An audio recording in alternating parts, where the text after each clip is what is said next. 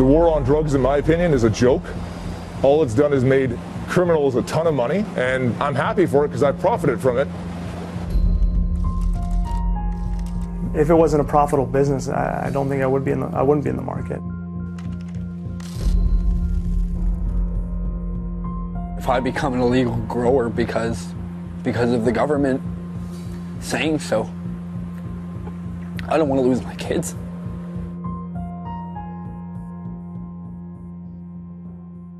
The criminal, the businessman, and the patient.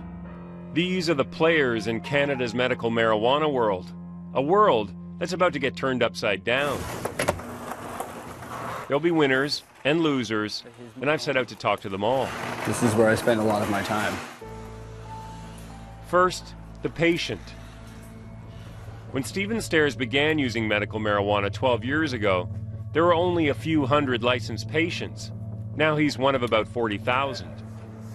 So what's this? I call this my sanctuary.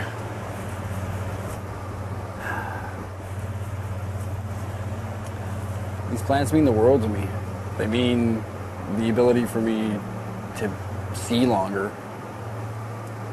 Stairs suffers from severe glaucoma and only has 8% of his vision left.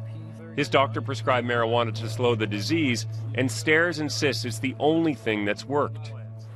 The thing that really gets me is the fact that being a vision loss, I won't be able to see my kids graduate or learn how to drive or stuff like that.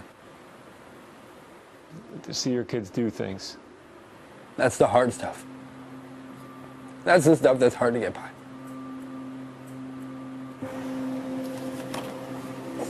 I forgot how heavy this one was. Stairs is afraid that under the new rules, he won't have access to marijuana.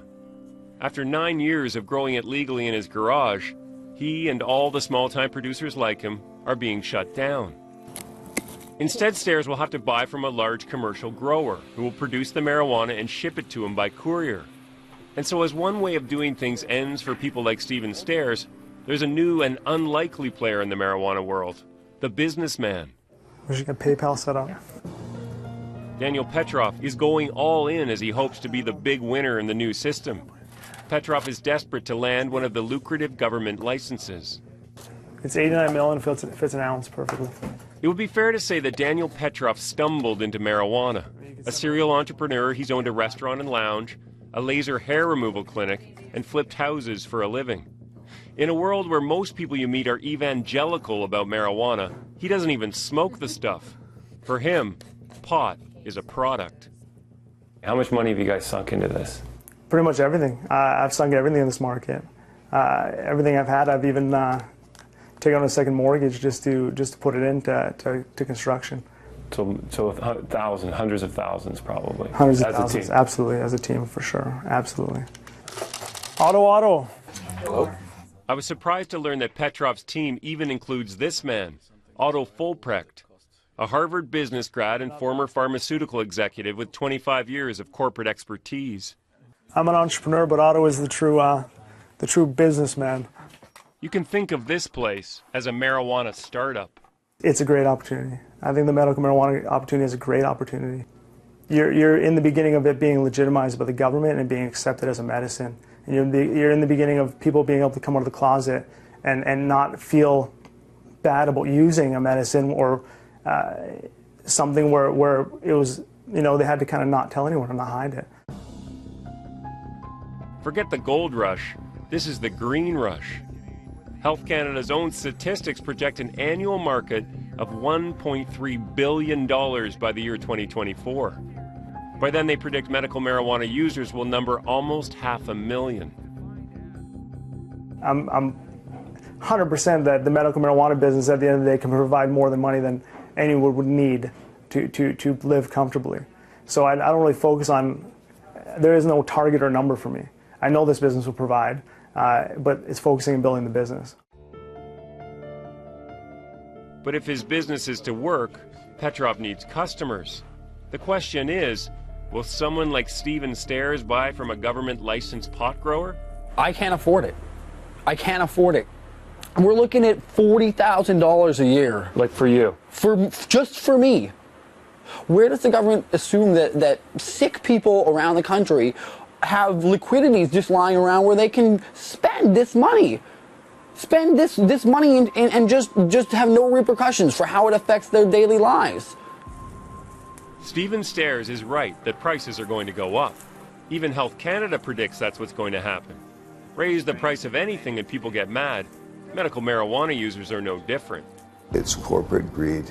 You got these big major corporations and companies that want to walk all over this because it's a billion-dollar operation. But what about the patients, the sick and the dying? That's Paul Hunt. In 1997, after suffering a serious head injury, he was confined to a wheelchair and could barely speak. I knew that sooner or later things were... Hunt tells me he got better the moment he was prescribed marijuana. And that was just the beginning. Hunt was even able to open this place, the Green Cross Dispensary, where he's dedicated his life to helping others get access to marijuana. If you're a licensed user and you don't want to grow your own, you can come in here and shop for the pot you want. Think of it as a kind of marijuana pharmacy. Which is your favorite? My favorite? Granddaddy Perp. That's the best. For me, anyways. There are dispensaries all across the country, and many people believe that they would be the model of the future. Now the government will close them all down. It's the big corporations. They're playing with the government now. The one who's got the most toys wins, I guess. You know, and I'm just fighting for the little guy. At 63, and never having protested anything in his life, Paul Hunt is now part of a national coalition of medical marijuana users determined to fight the government changes. April 1st, 2014, the day the new regulations come online. What kind of situation will that put you in? I'm going to keep going. I'm going to get charged for trafficking. And if that's the case it's going to be, then so be it.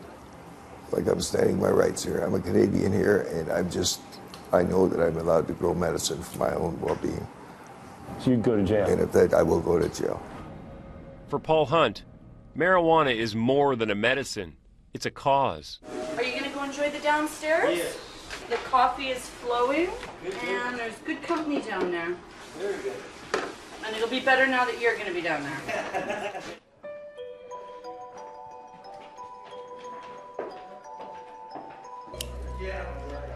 In the basement where medical marijuana users can go to smoke, the new law is all anyone talks about.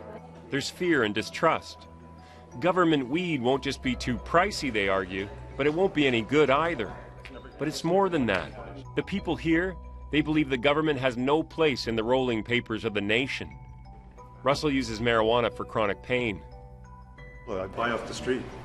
Buy off the street before you buy it from the government. I don't want it to be in the government market. Dennis is an amputee with severe muscle spasms. Everyone at this table will probably be seeking product elsewhere, and that's where? On the street. It doesn't take long to realize that the huge market Health Canada is banking on might not be a slam dunk. Of course, the elephant at the table here is the main reason the Canadian government wants to change the system in the first place. That for years, medical marijuana growers have sold to the black market. In a way, you could say that the medical marijuana users almost ruined it for themselves, because the RCMP keeps telling us that the medical producers have been selling it off to the black market. I think that statistically, you've got 26,000 permits in this country to cultivate, and anecdotal evidence of a few bad apples. It's kind of like having a few drunk drivers every day kill somebody. It's unfortunate, but we don't pull all the cars off the road. A few bad apples or a fundamentally flawed system? I guess if anyone might know for sure, it's the final player in this story. The one who's always been there, the criminal. We're getting close to the illegal grow-op, so we've been asked to take the batteries out of our phones so that we can't be tracked through the GPS. The scenario is they may ask you guys to, they want to sweep your camera equipment or whatever, just if they're that paranoid. I can't speak for what we're walking into.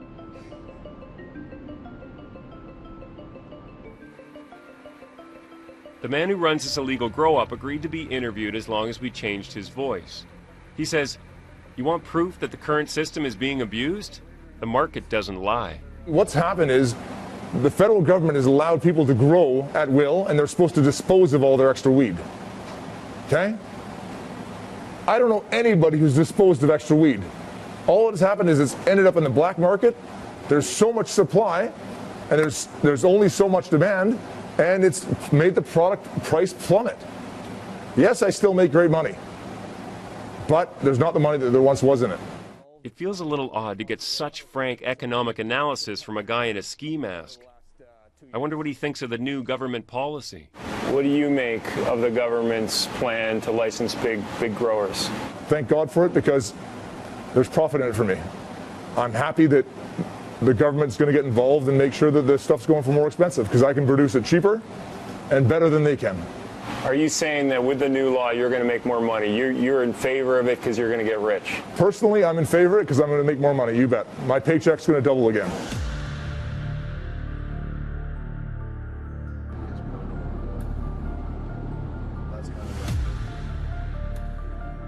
As we drive away, I run the players through my mind. Has nothing changed? Could the big winner in the new marijuana market once again be the criminals? Where does that leave the legitimate businessman? Will there even be a market for him? One thing is for sure, Stephen Stairs seems to have the most to lose. I mean, if I become an illegal grower because of the government saying so, I don't want to lose my kids. I don't want to lose my house. I don't want to lose my family. I don't want to go to jail. It means the world to me to have an ability to grow my own medicine and to have assurance that I have some sort of control in my destiny of my disability. And I don't think it's fair that the government's taking that away from me.